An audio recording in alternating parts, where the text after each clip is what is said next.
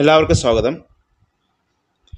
ഇന്ന് നമ്മൾ സംസാരിക്കുന്നത് രസസൂത്രം എന്താണ് എന്നുള്ളതാണ്.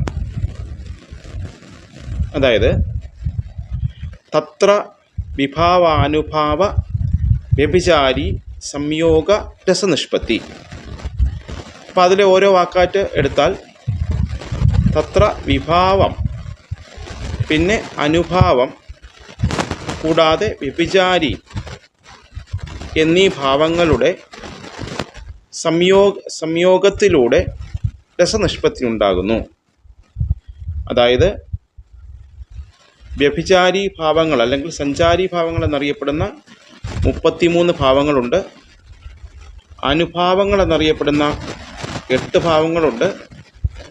ഇവയുടെ വിഭാവത്തിലൂടെ, ഇവയുടെ നടപ്പിലാക്കലിലൂടെ രസനിഷ്പത്തി ഉണ്ടാകുന്നുണ്ട്. ഇനി ഈ രസനിഷ്പത്തിക്ക് സ്ഥായിയായിട്ടുള്ള 9 ഭാവങ്ങൾ വേറെയുണ്ട്. അപ്പോൾ അങ്ങനെ എല്ലാം കൂടെ, അതായത് സഞ്ചാരി ഭാവങ്ങൾ എന്നറിയപ്പെടുന്ന വ്യഭിചാരി ഭാവങ്ങൾ 33 എണ്ണം, സാത്വിക ഭാവങ്ങൾ അല്ലെങ്കിൽ അനുഭാവങ്ങൾ എന്നറിയപ്പെടുന്ന 8 ഭാവങ്ങൾ, പിന്നെ ഇതിൻ്റെ എല്ലാം അടിസ്ഥാനമായിട്ടുള്ള സ്ഥായി ഭാവമായിട്ടുള്ള 9 എണ്ണം. ഇതെല്ലാം കൂടെ ചേർന്നിട്ടാണ് രസനിഷ്പത്തി ഉണ്ടാക്കുന്നത് അല്ലെങ്കിൽ രസനിഷ്പത്തിക്ക് സഹായകമാകുന്നതെന്നാണ് രസസൂത്രം പറയുന്നത്. അപ്പോൾ രസസൂത്രത്തിൻ്റെ കാരിക ഇങ്ങനെയാണ്: തത്ര വിഭാവാനുഭാവ വ്യഭിചാരി സംയോഗ രസനിഷ്പത്തി.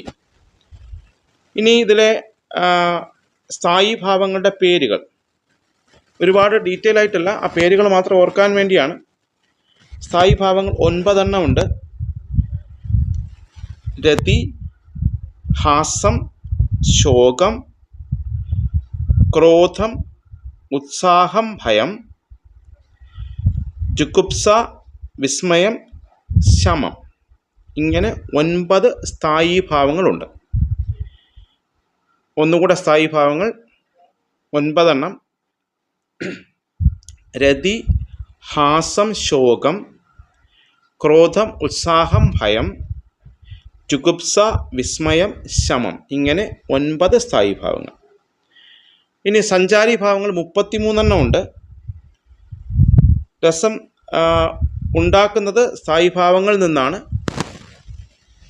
അതിനുവേണ്ടി സഹായിക്കുന്നതാണ്, രസനിഷ്പത്തിക്ക് സഹായിക്കുന്നതാണ് സഞ്ചാരി ഭാവങ്ങൾ. സഞ്ചാരി ഭാവങ്ങൾ 33 എണ്ണം ഉണ്ട്. അപ്പോൾ അത് ഓർക്കാൻ വേണ്ടി ശ്ലോകത്തിൻ്റെ രൂപത്തിൽ പറയാം. ഒന്നാമത്തെ ശ്ലോകമായിട്ട്, യഥാർത്ഥത്തിൽ ശ്ലോകമായിട്ടൊന്നുമല്ല, എന്ന് വെച്ചാൽ ഇങ്ങനെ 1, 2 നമ്പറൊന്നും ഇല്ല, പക്ഷെ പഠിക്കാൻ എളുപ്പത്തിനാണ് അങ്ങനെ പറയുന്നത്. ഒന്നാമത്തെ ശ്ലോകമായിട്ട് നിർവേദം ഗ്ലാലി ആലസ്യം ശ്രമം ശങ്ക അസൂയയും. ഒന്നാമത്തെ വരി നിർവേദം ഗ്ലാനി ആലസ്യം ശ്രമം ശങ്ക അസൂയയും. രണ്ടാമത്തെ വരി മതം ദൈന്യം ചിന്ത മോഹമുന്മാദ അവഹിത്തവും. മതം ദൈന്യം ചിന്ത മോഹം ഉന്മാദം അവഹിത്തവും. മൂന്നാമത്തെ വരി ധൃതി സ്മൃതി മതിവ്രീഡ ചാപല്യം ജാഡ്യമുഗ്രത. ധൃതി സ്മൃതി മതിവ്രീഡ ചാപല്യം ജാഡ്യമുഗ്രത. നാലാമത്തെ വരി അമർഷം ഗർവവും ഹർഷം ഔത്സുക്യം നിദ്രാബോധവും. നാലാമത്തെ വരി ഒന്നുകൂടെ അമർഷം ഗർവവും ഹർഷം ഔത്സുക്യം നിദ്രാബോധവും. അഞ്ചാമത്തത് സ്വപ്നം വ്യാധി അപസ്മാരം ത്രാസം മൃതി വിഷാദവും.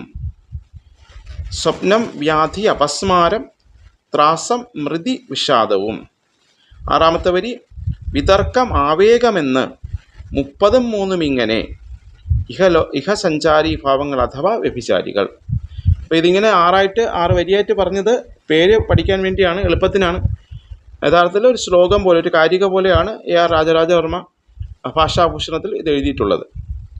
അപ്പോൾ അത് ഒന്നും കൂടെ: സഞ്ചാരി ഭാവങ്ങൾ 33 എണ്ണം, നിർവേദം ഗ്ലാനി ആലസ്യം ശ്രമം ശങ്ക അസൂയയും. അപ്പോൾ അതിൽ നിന്ന് കിട്ടുന്ന സഞ്ചാരി ഭാവങ്ങൾ, ആ പേരുകളിൽ നിന്ന് നിർവേദം ഗ്ലാനി ആലസ്യം ശ്രമം ശങ്ക അസൂയ, അങ്ങനെ 6 എണ്ണം.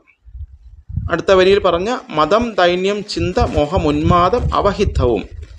അതിലെ സഞ്ചാരീഭാവങ്ങൾ ആ പേരുകളിൽ നിന്ന് മതം, ദൈന്യം, ചിന്ത, മോഹം, ഉന്മാദം, അവഹിതം. മതം, ദൈന്യം, ചിന്ത, മോഹം, ഉന്മാദം, അവഹിതം. മൂന്നാമത്തെ വരിയിൽ പറഞ്ഞ ധൃതി, സ്മൃതി, മതി, വ്രീഡ, ചാബല്യം, ജാഡ്യമുഗ്രത. അപ്പം അതിൽ പറഞ്ഞിരിക്കുന്ന സഞ്ചാരീഭാവങ്ങൾ ധൃതി, സ്മൃതി, മതി, വ്രീഡ, ചാബല്യം, ജാഡ്യം, ഉഗ്രത. നാലാമത്തെ വരിയിൽ അമർഷം, ഗർവവും, ഹർഷം, ഔത്സുക്യം, നിദ്രാബോധവും. അമർഷം, ഗർവവും, ഹർഷം, ഔത്സുക്യം, നിദ്രാബോധവും. അമർഷം, ഗർവം, ഹർഷം, ഔത്സുക്യം, നിദ്ര, വിബോധം എന്നിങ്ങനെ ഉള്ള സഞ്ചാരീഭാവങ്ങൾ. അഞ്ചാമത്തെ വരിയിൽ പറഞ്ഞത് സ്വപ്നം, വ്യാധി, അപസ്മാരം, ത്രാസം, മൃതി, വിഷാദവും. സ്വപ്നം, വ്യാധി, അപസ്മാരം, ത്രാസം, മൃതി, വിഷാദം എന്നിങ്ങനെ. ആറാമത്തെ വരിയിൽ വിതർക്കം, ആവേഗമെന്ന് 33 ഇങ്ങനെ. അപ്പം അതിൽ പറഞ്ഞിരിക്കുന്നത് വിതർക്കവും ആവേഗം, ഇങ്ങനെ 33 സഞ്ചാരീഭാവങ്ങൾ. അപ്പോൾ 9 സ്ഥായി ഭാവങ്ങളുണ്ട്, 33 സഞ്ചാരീഭാവങ്ങളുണ്ട്. ഇനി സാത്വിക ഭാവങ്ങൾ, അതായത് ഒരു വസ്തുത മനസ്സിലാക്കുന്ന സമയത്ത് നമ്മുടെ ശരീരത്തിലുണ്ടാകുന്ന ചലനങ്ങളെ പൊതുവെ സാത്വിക ഭാവങ്ങൾ അല്ലെങ്കിൽ അനുഭാവങ്ങളെന്ന് പറയാം. ഇനി അനുഭാവം 2 തരത്തിലുണ്ട്, സാത്വികവും ആംഗികവും ഉണ്ട്. അതായത് പല്ല് കടിക്കുക പോലുള്ളതൊക്കെ ആംഗിക അനുഭാവത്തിൽ വരും. നമ്മളിവിടെ പറയുന്നത് സാത്വിക അനുഭാവങ്ങളെ മാത്രമാണ്, അല്ലെങ്കിൽ സാത്വിക ഭാവങ്ങളെ പറ്റി മാത്രമാണ്. അനുഭാവം എന്ന് പൊതുവേ പറഞ്ഞാൽ അത് 2 തരത്തിൽ വരാം, സാത്വികവും ആംഗികവും. അനുഭാവം എന്ന് വെച്ചാൽ ഉദ്ദേശിക്കുന്നത് ഒരു വസ്തുത കാണുന്ന സമയത്ത് അല്ലെങ്കിൽ അത് മനസ്സിലാക്കുന്ന സമയത്ത് ശരീരത്തിനുണ്ടാകുന്ന ചലനങ്ങൾ ആണ് പൊതുവേ അനുഭാവം എന്ന് പറയുന്നത്. അത് 2 തരത്തിലുണ്ട്, സാത്വികവും ആംഗികവും. ആംഗികം എന്ന് വെച്ചാൽ പല്ല് കടിക്കുക പോലുള്ള, കണ്ണ് ഉരുട്ടുക പോലുള്ളതൊക്കെ ആംഗിക അനുഭാവങ്ങളിൽ വരും. നമ്മളിവിടെ പറയുന്നത് 8 സാത്വിക ഭാവങ്ങളെ പറ്റിയാണ്. അതിങ്ങനെയാണ്: സ്തോപ, സ്വേദോധ, രോമാഞ്ച, സ്വരഭംഗോധ, വേവധു, വൈവർണ്യമശ്രുപ്രളയ, ഇത്യഷ്ടൗ സാത്വിക സ്മൃത. ഒന്നും കൂടെ: സ്തംഭ, സ്വേദോധ, രോമാഞ്ച എന്ന് വെച്ചാൽ സ്തംഭം എന്ന് പറയുന്ന ഒരു സാത്വിക ഭാവം, സ്വേദം എന്ന് പറയുന്ന മറ്റൊന്ന്, രോമാഞ്ചം എന്നറിയപ്പെടുന്ന മറ്റൊന്ന്. ഇനി സ്വരഭംഗോധ, വേവധു, സ്വരഭംഗം പിന്നെ വേവധു. വൈവർണ്യം, അശ്രുപ്രളയ, വൈവർണ്യവും അശ്രു പ്രളയവും. ഇത്യഷ്ടൗ 8 സാത്വിക സ്മൃത. അതായത് 8 സാത്വിക അനുഭാവങ്ങളെ പറ്റി ഇങ്ങനെ പറയാം: ഒന്ന് സ്തംഭം, പിന്നെ സ്വേദം, രോമാഞ്ചം, സ്വരഭംഗം, വേവധു, വൈവർണ്യം, അശ്രു, പ്രളയം എന്നിങ്ങനെ 8 സാത്വിക ഭാവങ്ങളുണ്ട്. അങ്ങനെ ആകെ 50 ഭാവങ്ങളെ പറ്റിയാണ് ഭരതമുനി നാട്യശാസ്ത്രത്തിൽ പറഞ്ഞിരിക്കുന്നത്. നാട്യശാസ്ത്രത്തിൻ്റെ 7ാമത്തെ അധ്യായത്തിൽ ഭാവത്തിനെ പറ്റി പറയുന്നുണ്ട്. അങ്ങനെയുള്ള 50 ഭാവങ്ങളുടെ പേരുകൾ മാത്രമാണ് ഇതിനെ വിശദീകരിച്ചു എന്നല്ല പറയുന്നത്, ആ പേരുകൾ ഓർക്കാനുള്ള കാര്യങ്ങൾ മാത്രമാണ് ഇവിടെ സംസാരിച്ചത്.